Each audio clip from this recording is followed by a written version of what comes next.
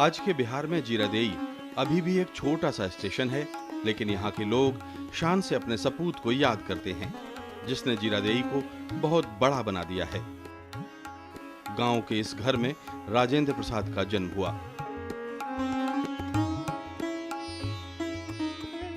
पिता बाबू महादेव प्रसाद खुद भी बड़े विद्वान थे, लिहाजा राजेंद्र प्रसाद को पर्शियन, उर्दू, हिंदी और अंकगणित पढ़ाने की जिम्मेदारी गांव के मौलवी जी को सौंपी गई। इसके बाद छपरा में पढ़ाई। शुरुआत में शिक्षक के तौर पर काम किया, लेकिन दिल कानून पढ़ना चाहता था। राजेंद्र बाबू कोलकाता के प्रेसिडेंसी कॉलेज पहुंचे और कानून में डॉक्टरेट की डिग्री गोल्ड मेडल के साथ पूरी की। 97 साल पहले के भारत में यह डिग्री कुछ लोगों के पास ही होती थी।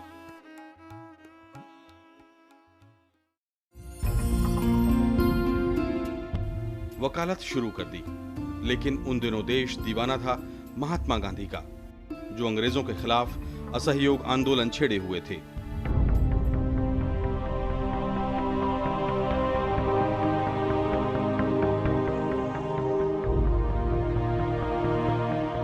राजेंद्र बाबू ने वकालत को ठोकर मार दी और चंपारण में नील किसानों के लिए चलाए गए गांधी जी के सत्याग्रह से खुद को जोड़ लिया।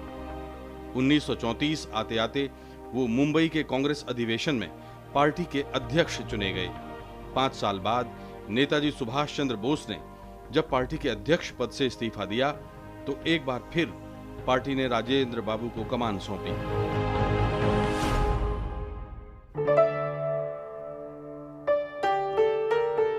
लेकिन देश के इतिहास में 2 अवसर आजादी से पहले ऐसे भी आए थे जब राजेंद्र बाबू ने अपनी भूमिका साबित की थी।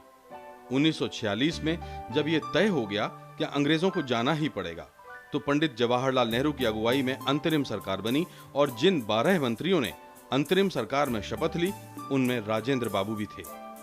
उन्होंने खाद्य और कृषि मंत्री के तौर पर शपथ ली।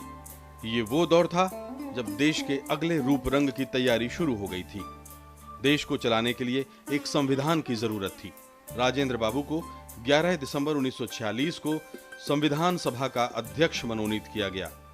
ये जिम्मेदारी उन्होंने तब तक निभाई जब तक कि देश को चलाने के लिए एक नया संविधान नहीं बन गया।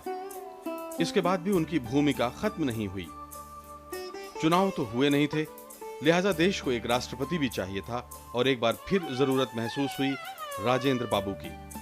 24 जनवरी 1950 को सबकी सहमति से उन्हें भारत का पहला अंतरिम राष्ट्रपति चुना गया।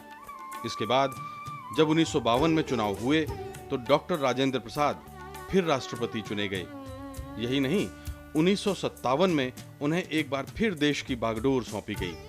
इस तरह पूरे 12 साल राजेंद्र बाबू देश के इस शिखर पद का मान बढ़ाते रहे। ये एक ऐसा रिकॉर्ड है जो शायद ही कोई दूसरा कभी तोड़ पाए। जब वो राष्ट्रपति पद पर थे, तो साल में करीब 6 महीने वो देश का सफर रेल से करते थे।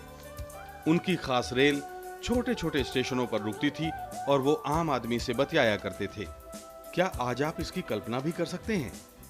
राष्ट्रपति के तौर पर 12 साल तक काम करने के बाद राजेंद्र बाबू ने खुद राजनीति से संन्यास ले लिया। उन्होंने तय किया कि वो पटना में रहेंगे और दिल्ली के रामलीला मैदान में उनका विदाई भाषण हुआ। इस समारोह में लाखों लोगों ने हिस्सा लिया।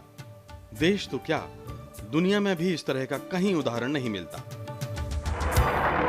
उसके लिए आप चाहे बधाई दीजिए या जो चाहे कीजिए, पर जितनी त्रुटियां हुई हैं उन सबको क्षमा भी कीजिए।